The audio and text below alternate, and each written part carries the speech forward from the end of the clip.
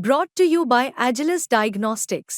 Health test की बात आती है तो मैं भरोसा करता हूँ India largest diagnostics company Agilus diagnostics. खुद को टेस्ट करते रहो। तो आदाब, नमस्कार, गुड इवनिंग, सत श्री अकाल। एक बार फिर आप तमाम लोगों का स्वागत है क्राइम तक की कहानी के इस एपिसोड में। उम्मीद है पूरी फैमिली अच्छी होगी, अपना और अपनों का ख्याल रख रही होगी। आज की कहानी शुरू करूँ उससे पहले सबसे पहले कल के लिए एक माफ़ी। बहुत सारे लोगों ने लिखा, अपनी फैमिली मेम्बर ने, और मुझे भी तकलीफ़ पहुँची कि मैं कैसे भूल गया। मैंने बापू के जन्मदिन की बधाई तो दे दी थी, कल गांधी जयंती थी, लेकिन शास्त्री बाबू को भूल गया था और उसके लिए दिल से माफ़ी। कई बार ऐसा होता है, ऐसी गलतियां होनी नहीं चाहिए, लेकिन कल गांधी जी के साथ साथ लाल बहादुर शास्त्री जी का भी जन्मदिन था तो भूल गया। उम्मीद है आप लोग माफ़ कर देंगे, लेकिन शास्त्री बाबू को भी इस मौके पर दिल से इस जयंती जन्मदिन की बधाई। अब आते हैं आज की कहानी के ऊपर। यूँ तो हर शहर में कोई ना कोई क्राइम होता है, एक लंबा इतिहास रहा है, नए पुराने केसेस होते हैं, खुलते हैं, बंद हो जाते हैं। पर कहते हैं कि पुणे की इतिहास में और पुणे पुलिस की हिस्ट्री में एक ऐसी लाश मिली थी जो इससे पहले कभी मिली ही नहीं थी। और जिस तरीके से वो लाश मिली, खुद पुणे पुलिस हैरान थी। लेकिन जब लाश मिली तब कहानी कुछ और थी और पुलिस को कुछ शक भी नहीं हुआ। हुआ ये कि पुणे से दूर एक गांव में एक शख्स की लाश मिलती है और वो लाश एक खेत में मिली थी और लाश के का सर जो है वो गायब था, लेकिन सर के नीचे का बाकी हिस्सा जो था वो बुरी तरीके से कटा फटा था, मतलब टुकड़ों में थे, छोटे छोटे। और उसकी वजह ये थी कि लाश का कुछ हिस्सा एक जो रोटावेटर है उसमें फंसा हुआ था। जो गांव में लोग रहते हैं वो रोटावेटर के बारे में जानते हैं, शिकारपुरी के पास खुद है। रोटावेटर वो होता है जो खेती के लिए, सिंचाई के लिए, जब आप ज़मीन को समतल करना या फिर मट्टी को खोदना, उसके लिए इस्तेमाल किया जाता है। ट्रैक्टर के पीछे लगाया जाता है और वो एक नुकीली चीज़ होती है, तो उसके ज़रिए आप मिट्टी को अपने उसी हिसाब से ढालते हैं, निकालते हैं। तब उसमें बड़े ब्लेड्स और बाकी चीज़ें होती हैं लगी हुई। तो उसी रोटावेटर में इंसानी लाश के कुछ टुकड़े फंसे हुए थे और इत्तेफाक से सुबह सुबह एक किसान जब खेत में पहुंचा तब उसने देखा कि इस रोटावेटर पर, मतलब अजीब मंजर था उस पूरे इलाके में, उस पूरे वहाँ पे जहाँ पे ये रोटावेटर खड़ा था, खून ही खून और इंसानी लाश के टुकड़े। पुलिस को खबर मिली, पुलिस मौके पर पहुँची, लेकिन लाश का सर गायब था। अब कुछ हिस्से बचे हुए थे, कुछ जिस्म पे कपड़े भी थे। तो गांव के लोग फ़ौरन जमा हो गए। तो ज़्यादा मुश्किल नहीं आई लाश की शिनाख्त में, इसलिए कि पहले तो ये पता चला कि ये रोटावेटर किसका है। तो पता चला इसी गांव के एक किसान जिसका नाम सुभाष है, सुभाष उर्फ केरवा छबन थोरवे, उसी का है और वो किसानों को किराए पर देता है। अब चूँकि रोटावेटर उसी का, फैमिली के लोग भी आ गए। थोड़ी देर में फैमिली वालों ने उन लाश के टुकड़ों में वो जो कपड़े पहने हुआ था, वो सिमटा हुआ था, उसको देखकर पहचान लिया कि ये सुभाष की लाश है। अब पुलिस मौके पर आती है, सारी चीज़ों का मुआयना करती है और ऐसा लगता है कि शायद ट्रैक्टर चलाते हुए जो शख्स था, यानी सुभाष, क्योंकि उसी का था, और वो गलती से एक्सीडेंटली उस रोटावेटर पर जाकर गिर गया और वो चूँकि चल रहा था और उसी के ब्लेड में फंस गया और इसलिए उसके लाश के टुकड़े हो गए। लेकिन अजीब बात यह थी कि उसका सर कहीं नहीं मिला आसपास में। तो पुलिस को लगा क्या पता तो रोटावेटर के हिस्से में आकर सर के भी टुकड़े वुकड़े ना हो गए हों।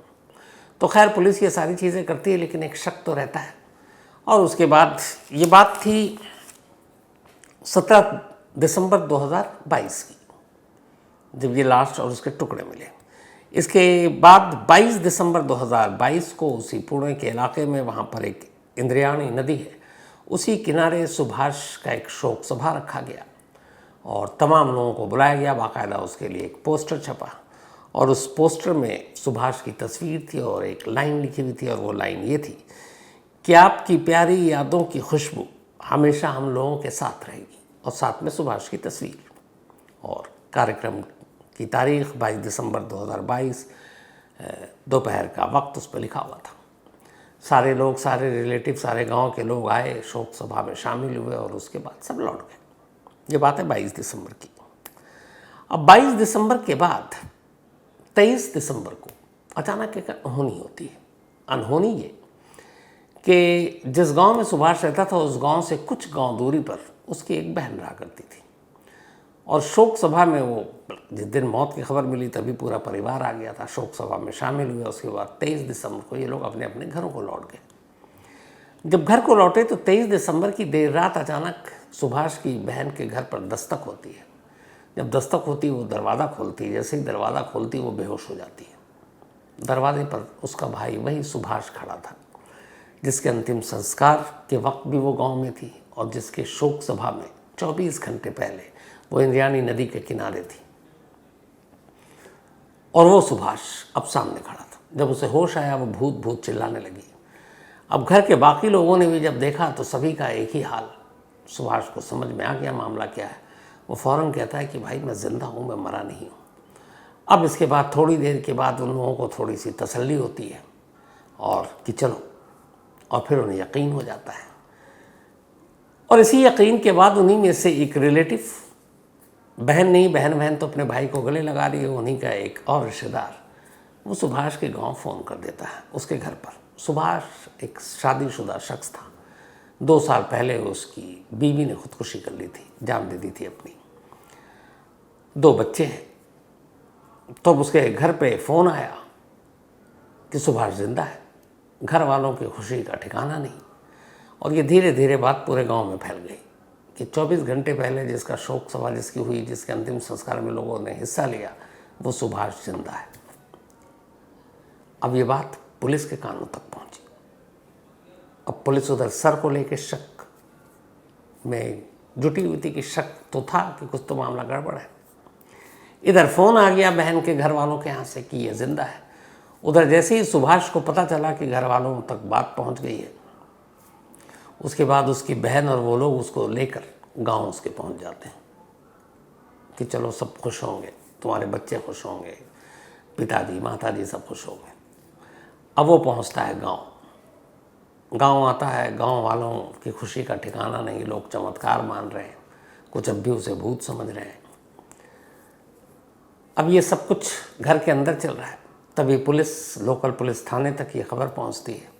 लोकल पुलिस की टीम भी मौके पर पहुंचती है और अब सुभाष उनके सामने जिंदा खड़ा है। लेकिन थाने आने से पहले उसी पुलिस थाने में एक और रिपोर्ट लिखी हुई थी। और ये रिपोर्ट सुभाष के गांव से एक गांव छोड़कर एक और गांव था। उस गांव में एक शख्स रहता था जिसका नाम है रविंद्र घेनंद। तो रविंद्र के घर वाले थाने में रिपोर्ट लिखाते हैं कि रविंद्र 18 दिसंबर से लापता है। उम्र 48 साल रही होगी। और रविंद्र और सुभाष दोनों दोस्त थे। पुलिस ने रिपोर्ट लिख ली। उन्होंने कहा तफ्तीश करते हैं। अब इधर अंतिम संस्कार हुआ, लोगों के सामने ये सच्चाई है। लेकिन सुभाष घर लौट आया, ये दूसरा सच है। और तीसरा सच ये है कि एक और शख्स जो सुभाष का दोस्त है रविंद्र, वो 17 दिसंबर से गायब है, ठीक उसी दिन से जिस दिन सुभाष की लाश मिली थी। अब पुलिस पहुंचती है सबसे पहले तो ये कि ये बताओ भाई तुम 17 से 23 तक कहाँ थे और अचानक अब तुम टपक पड़े। फिर ये हुआ कि चूंकि दोस्ती थी तो पुलिस अपनी तरफ से तफ्तीश कर रही है और गांव में जहाँ जहाँ पे कोई सीसीटीवी कैमरा वैमरा मिल रहा है वो भी पूछताछ कर रही है। लेकिन इधर गांव का आलम ये है कि सब खुशी के मारे पागल हो रहे हैं कि भाई जिसे हमने मुर्दा माना वो जिंदा होकर आ गया है। अब भी कुछ इस डर में है कि ये भूत प्रेत है, कुछ गड़बड़ ना हो जाए। लेकिन पुलिस कानून के हिसाब से चुपचाप अब अपनी तफ्तीश कर रही है रविंद्र की गुमशुदगी की। तो जब तफ्तीश करती है तो पुलिस को कुछ सीसीटीवी कैमरे मिलते हैं। उस कैमरे में कुछ चीज़ें सामने आती हैं और पता चलता है कि 16 दिसंबर को रविंद्र और सुभाष साथ में थे। इसके बाद फिर क्या हुआ, क्योंकि अब रविंद्र गायब है और सुभाष लौट आया, तो सीसीटीवी कैमरे की बरामदगी के बाद पुलिस ने अब कहा कि सुभाष से ज़रा तसल्ली से पूछताछ करते हैं, लेकिन घर और गांव में नहीं, वरना लोग भड़क जाएंगे। उसे लेकर थाने बुलाया जाता। अब थाने में उससे पूछा जाता तुम्हारा दोस्त रविंद्र कहाँ है। वो इधर की बातें करता है। फिर पुलिस उसे सीसीटीवी के फुटेज दिखाती है और आखिरकार सुभाष सच उगलता है। फिर वो एक कहानी सुनाता है। कहानी ये थी कि 2 साल पहले सुभाष की बीवी ने अपनी जान दे दी थी। उसके बाद पड़ोस के एक गांव की एक महिला से उसकी दोस्ती हो गई। दोनों एक दूसरे से प्यार करने लगे। अब प्यार इस कदर आगे बढ़ा कि दोनों ने तय किया कि वो शादी करेंगे। लेकिन सुभाष के 2 बच्चे थे। गांव, बिरादरी, रिश्तेदार, पंचायत, बहुत सारी चीज़ें आ रही थी कि ये शादी हो नहीं सकती। तो उसे पता था कि ये शादी हो गई नहीं और बच्चे भी अब बड़े बड़े होने वाले हैं, तो सब विरोध करेगा, तो फिर वो क्या करे। तो उसने तय किया कि नहीं, रहना तो मुझे उसी के साथ है, अपनी उसी प्रेमिका के साथ। और फिर इन दोनों ने मिलकर तय किया कि हम दोनों कहीं इस इलाके से, इस पूरे राज्य से ही दूर जाकर अपनी एक छोटी सी दुनिया बसाएंगे और वहीं रहेंगे। सुभाष ने भी तय कर लिया अपने बच्चों को, रिश्तेदारों को छोड़ देगा, और उसने भी, और वो दोनों शादी करेंगे और जाकर कहीं दूर किसी नए नाम, किसी नई पहचान के साथ किसी नए शहर में अपना नया आशियाना बनाएंगे। ये तय हो गया। लेकिन अब ये है कि कैसे। हालांकि वो चाहता तो खामोशी से दोनों निकल लेते, लेकिन नहीं। उसे लगा कि लोग और घर वाले उसे ढूंढेंगे आखिर तक, तो ऐसा क्या काम किया जाए कि वो लोग न ढूंढे उसे, उसका अपना परिवार उसे न ढूंढे। तब फिर उसने एक बड़ी खतरनाक साजिश रची, खुद को मुर्दा करना दुनिया वालों के सामने। लेकिन खुद को मुर्दा करार देने के लिए किसी और को मुर्दा बनाना ज़रूरी था। अब इसके लिए उसने तैयारी शुरू की। उसके पास अपना एक रोटेटर हुआ करता था, मतलब रोटावेटर, जो खेती वेती के इस्तेमाल में होता, जो मैंने आपको शुरू में बताया, लोगों को किराए पर देता था। तो उसका दोस्त जो था रविंदर, वो भी एक, उसकी अपनी भी किसानी थी, ज़मीन थी, लेकिन वो एक ड्राइवरी का भी काम करता था।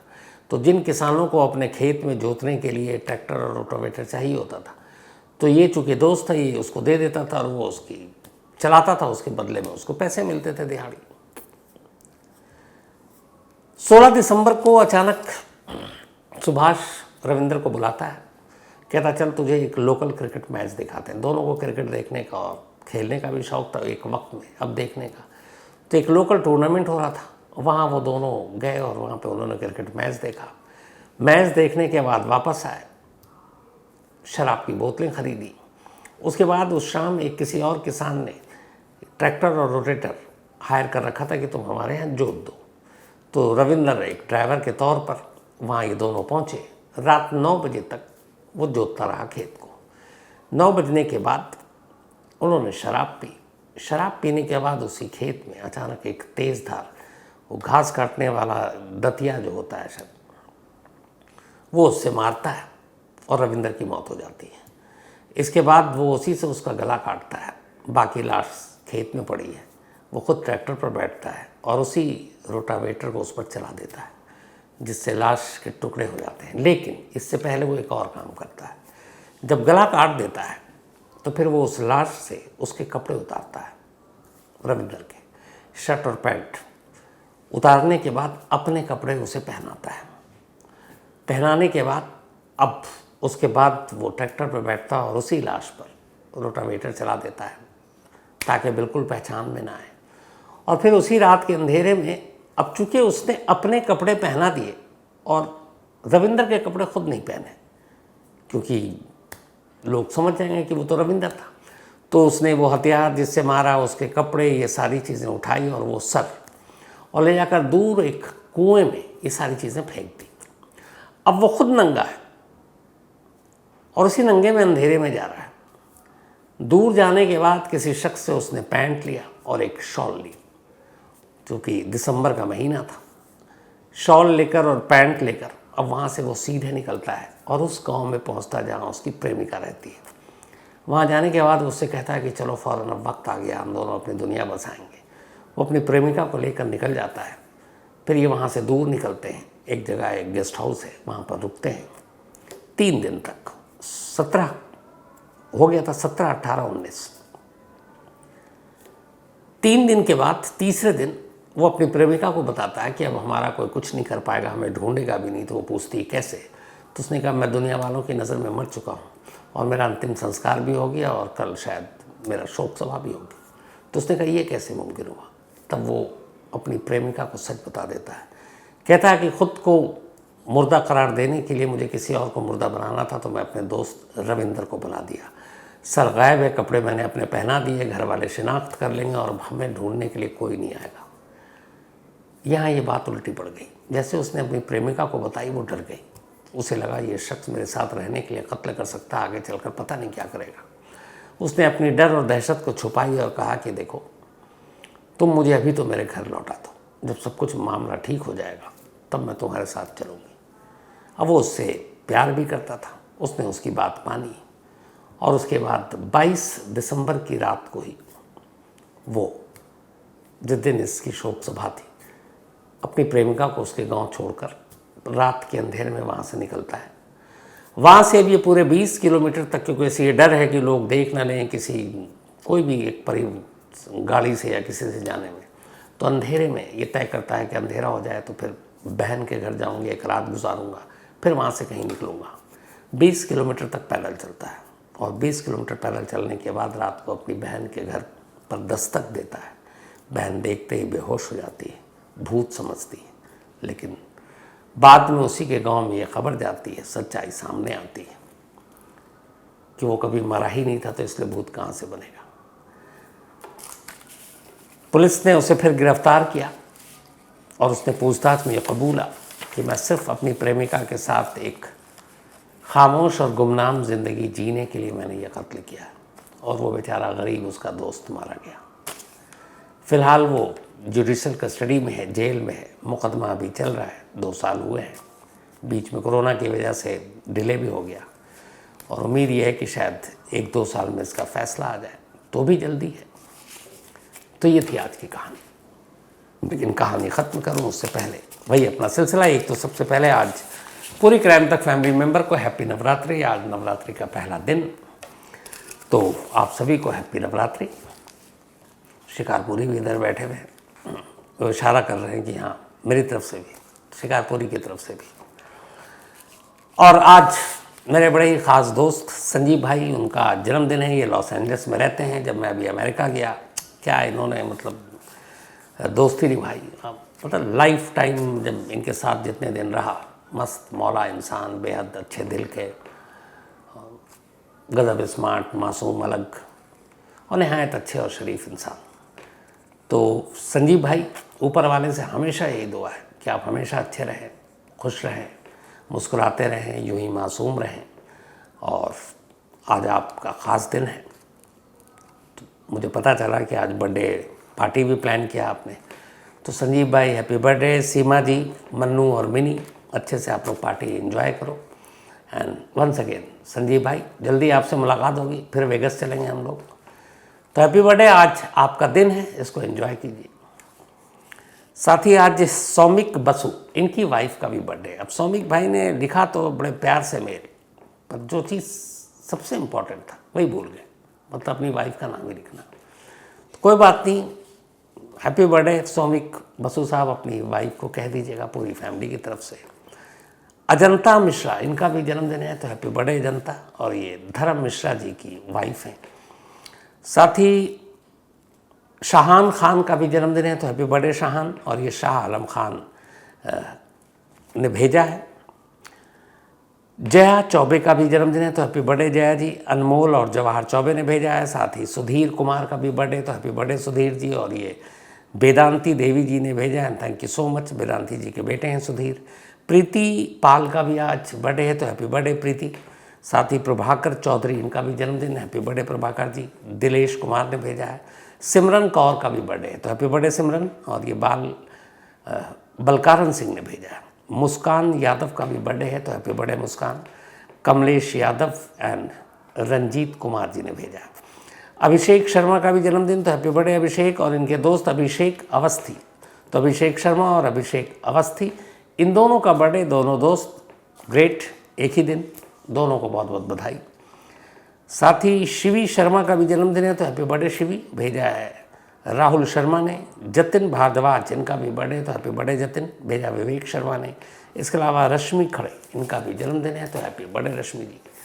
तो कहानी में आज इतना ही। अब आपसे मुलाकात होगी कल रात 9 बजे किसी नई कहानी के साथ। तब तक अपना और अपनों का ख्याल रखिएगा। Thank you very much.